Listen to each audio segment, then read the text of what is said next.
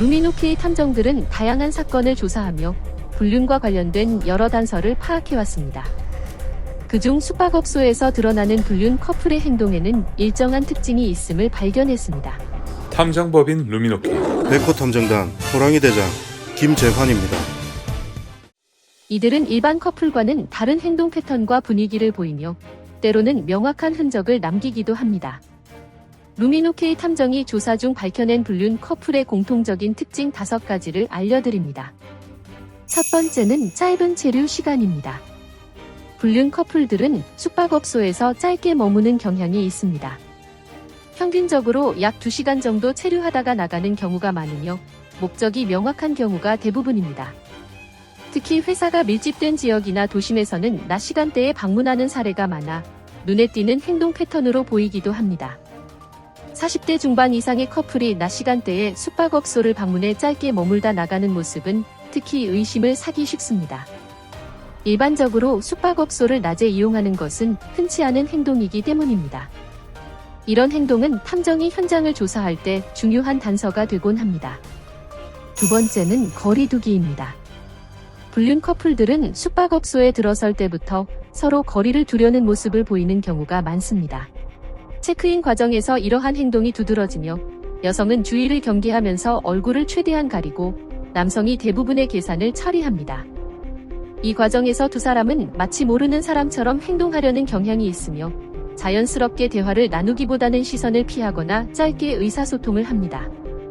이는 자신들의 관계를 숨기려는 행동으로 탐정이 불륜 여부를 판단하는 중요한 단서 중 하나입니다. 세 번째는 입퇴실 방식입니다. 불륜 커플의 또 다른 특징은 숙박업소를 출입하는 방식에서 나타납니다. 대부분의 경우 남성이 먼저 방을 잡고 들어간 후 여성이 일정 시간이 지난 뒤에 방으로 들어옵니다. 이는 동시에 숙소로 들어갔을 때 주위 사람들의 시선을 피하려는 의도로 보입니다. 특히 숙소를 나갈 때는 더욱 신중한 모습을 보입니다.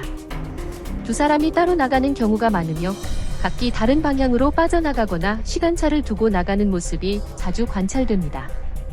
이런 행동은 불륜 커플로 의심할 수 있는 확실한 단서로 꼽힙니다. 네 번째는 대화 내용입니다. 불륜 커플은 대화를 통해서도 자신들의 관계를 드러내곤 합니다. 조사 과정에서 동창 사이의 불륜은 학창 시절의 추억을 이야기하며 밝게 웃고 떠드는 모습에서 드러나곤 했습니다. 또한 지나치게 금실 좋은 부부처럼 행동하거나 상대방 배우자와 통화하며 현재 상황과 맞지 않는 대화를 나누는 경우도 있었습니다. 다섯 번째는 계산 후 태도입니다. 체크인 과정에서 거리를 두던 불륜 커플이 계산이 끝난 뒤에는 태도를 바꾸는 경우가 많습니다. 계산 후에는 손을 잡거나 노골적인 애정을 표현하며 긴장을 풀고 본연의 모습을 드러냅니다. 이처럼 불륜 커플은 처음에는 조심스러운 태도를 보이다가 더 이상 주위 시선을 의식하지 않아도 된다고 판단하면 자연스럽게 행동을 바꿉니다. 이는 조사 과정에서 불륜 여부를 파악하는 또 하나의 단서가 됩니다. 이상으로 오늘의 루미노케이 유튜브 채널 영상이었습니다. 좋아요와 구독은 영상을 만드는 데 큰 힘이 됩니다. 감사합니다.